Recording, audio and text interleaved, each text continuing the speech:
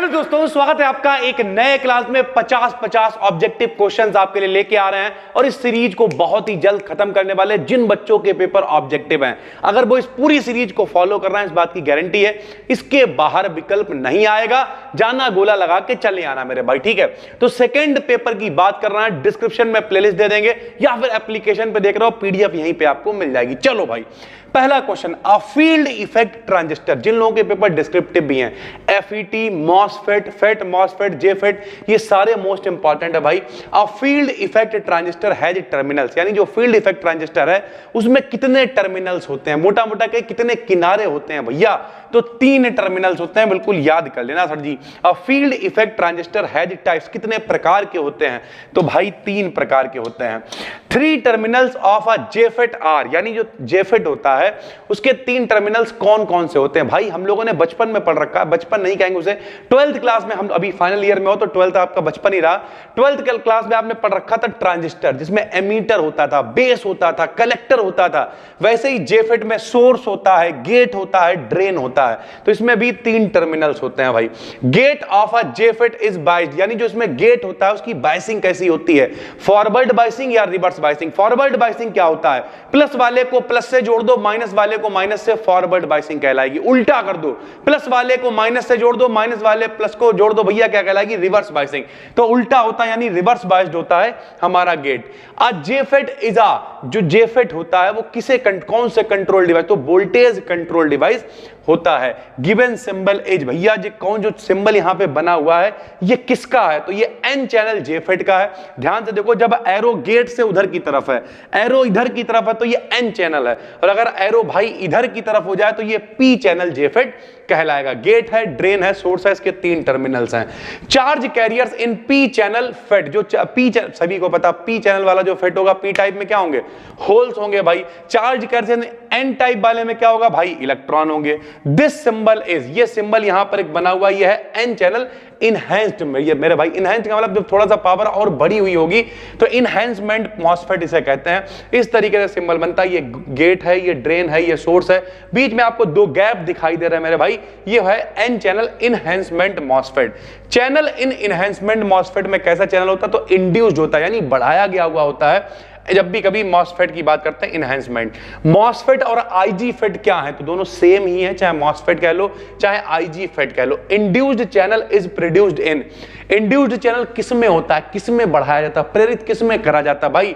तो अभी बताया, इनहैंसमेंट मॉसफेट में इंड्यूस्ड चैनल होता है। आईजी फेट का पूरा नाम क्या होता है भाई? तो insulated gate field effect transistor IG FET का पूरा नाम होता है। Input resistance is very high, बहुत ज्यादा इनपुट रेजिस्टेंस होता है, तब उसे क्या कहते हैं भाई? किसका इस्तेमाल करते हैं? तो मॉसफेट होता है।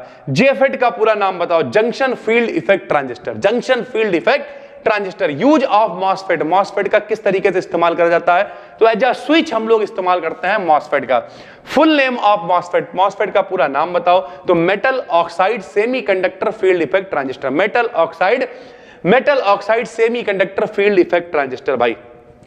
The channel in depletion MOSFET as, यानी जो चैनल होता है डिप्लेशन मॉसफेट में वो कैसा होता है? तो उसकी डोपिंग बहुत कम होती है। डोपिंग क्या होती है आपको बता चुके हैं, जब भैया पावर को, सरल भाषा में क्षमता को बढ़ाने के लिए बाहर से अशुद्धियां मिला देते हैं, तब हम लोग उसे डोपिंग कहते हैं भाई, ठीक है। How many type of MOSFET are there, कितने प्रकार के मॉसफेट होते हैं? 4 प्रकार के होते हैं।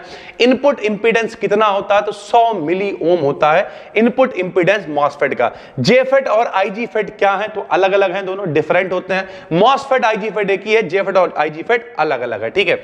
इनपुट मॉसफेट का जो इनपुट इंपीडेंस होता है वो जेफेट से ज्यादा होता है। इंपीडेंस और रेजिस्टेंस लगभग एक बात है, एक डीसी के लिए इस्तेमाल करेंगे, एक एसी के लिए इस्तेमाल करेंगे। एसी के लिए हमेशा इंपीडेंस इस्तेमाल करते हैं, जेड से लिखा करते थे, याद करो 12th क्लास भैया, प्रत्यावर्ती धारा, अल्टरनेटिंग करंट सब पढ़ा हुआ है। मॉसफेट का सिंबल क्या होता है भैया? ये सिंबल बना हुआ, ये मॉसफेट का सिंबल है। एससीआर का पूरा नाम बताओ? एससीआर का पूरा नाम सिलिकॉन कंट्रोल्ड रेक्टिफायर, प्रॉपर पढ़ाया हुआ बाद में सर्च करोगे आप SCR B डिकेडेंट थ्योरी भी इसकी आ जाएगी। जिन लोगों के पेपर डिस्क्रिप्टिव है उनके लिए बहुत इंपॉर्टेंट है। How many PN junctions are there in SCR? SCR में कितने PN जंक्शंस होते हैं? जहां पे P और N मिलता है उसे PN जंक्शन कहते हैं, PN संधि कहते हैं। कितने होते हैं? तो 3 होते हैं। हाउ मेनी N और P type layers are there in SCR? N और P टाइप की लेयर्स कितनी होती हैं? तो 2 लेयर्स होती हैं।